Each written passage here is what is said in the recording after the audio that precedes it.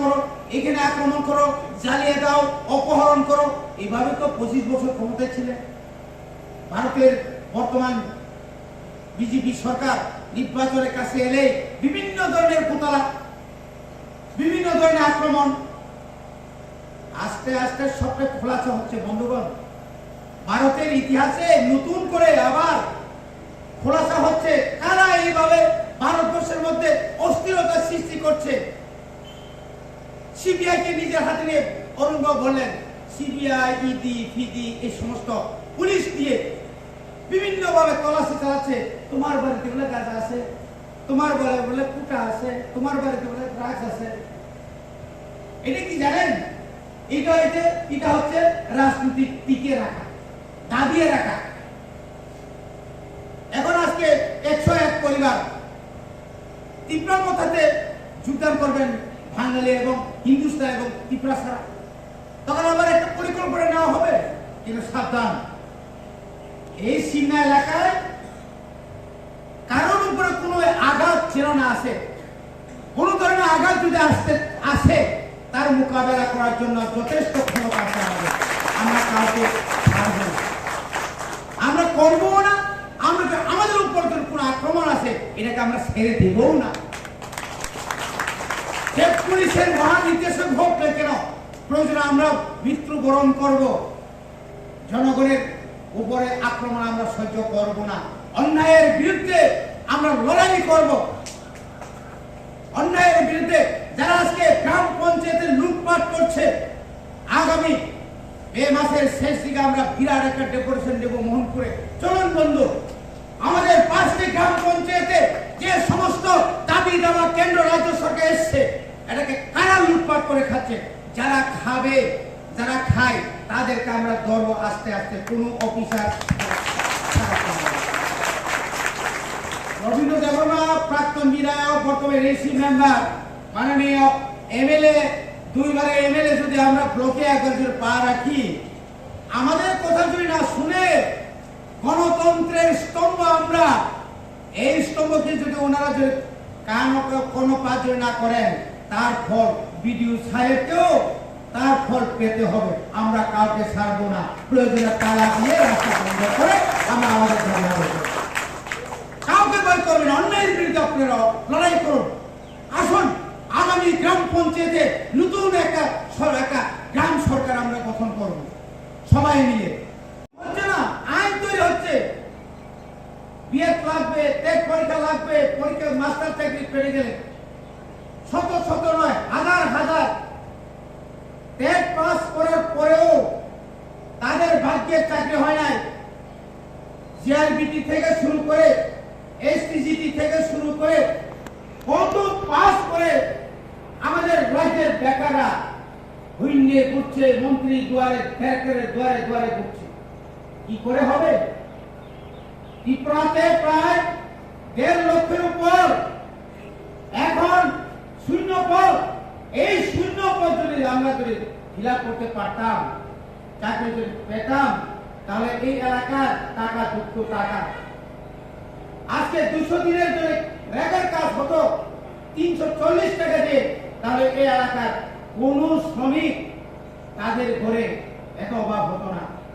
চালের কথা বলেছিল, কি চাল দিয়েছেন আপনাদেরকে? দাবার চাল। এখন কি অবস্থা?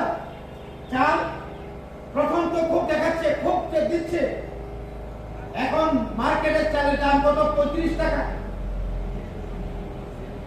বিপিএল এপিএল সমান হয়ে গেছে, দাবার চাল পাচ্ছে না, উন্নয়ন হচ্ছে না। আজকে সুকাদূষণ চতুর্দিকে, কি করে আমাদের ফলন সৃষ্টি হবে?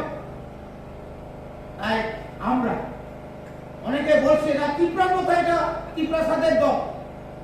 আপনারা বলুন তো, ত্রিপুরা মোথা যদি শুধু ত্রিপুরা সাদের যদি জনজাতি উপজাতিদের জন্য দল হতো, তাহলে পরে আমরা 20টা সিটের পরেও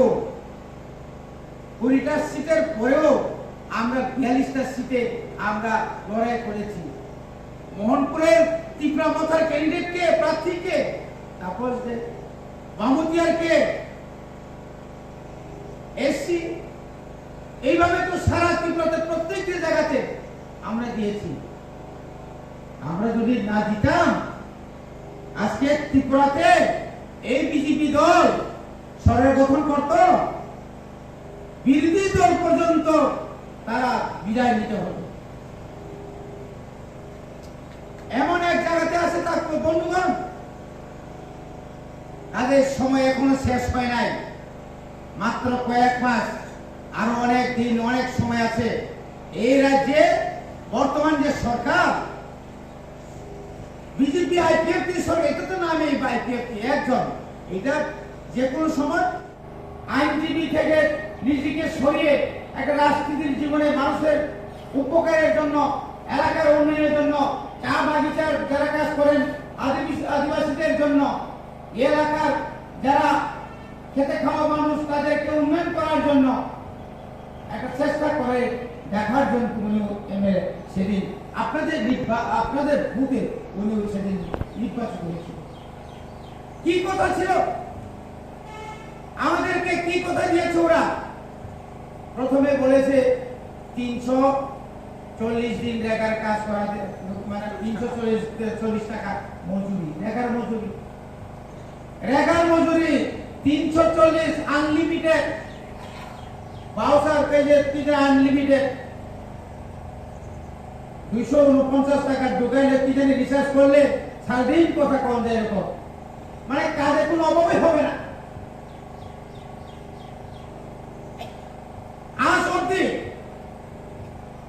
5 বছর তো পেরিয়ে গেল, হলো কি হলো না? বছরে 50,000 চাকরির কথা বলা ছিল, ঘরে ঘরে রোজগার মানে কি? ঘরে ঘরে রোজগার হয়েছে কি? আমার চা বাগানের শ্রমিকের যে মজুরি বাড়ানোর জন্য তারা বলছে না আর মিছিল মিটিং করতে হবে না, কোন সিআই কে বলে ওই কোন সিটু ওই সামগ্রিক ইউনিয়ন করতে হবে না, আপনাদের দাবি আমরা পূরণ করে দেব। দেওয়া হয়নি তো, দিল না তো, প্রচুর প্রতিশ্রুতি। তারপরে 10,300 এলাকার বহু কি ট্রাইবেল, কি নন ট্রাইবেল, কি আদিবাসী, আমাদের মধ্যে প্রচুর পরিমাণ চাকরি, 10,323 তাদের চাকরি হারিয়ে গেছে। তাদেরকে চাকরি দেওয়ার জন্য ওরা কথা বলেছিল, দিতে পারতো, কেন দিতে পারবে না? আজকেও তো 100তম মন কি বাত অনুষ্ঠানে মাননীয় প্রধানমন্ত্রী যা বলেছেন, মানে ভারতবর্ষ সবকিছু হয়ে গেছে, সবকিছু হয়ে গেছে। কিন্তু আমরা যদি গ্রামে ঢুকি, গ্রামে রাস্তায় ঢুকি, দোকানদারকে জিজ্ঞেস করি, বাজারে যাই, তখন মানুষের যে কি অবস্থা, পাহাড়ে এখনো ম্যালেরিয়া রোগে আক্রান্ত হয়ে মানুষ মারা যাচ্ছে, জলের অভাবে রাস্তায় কলসি নিয়ে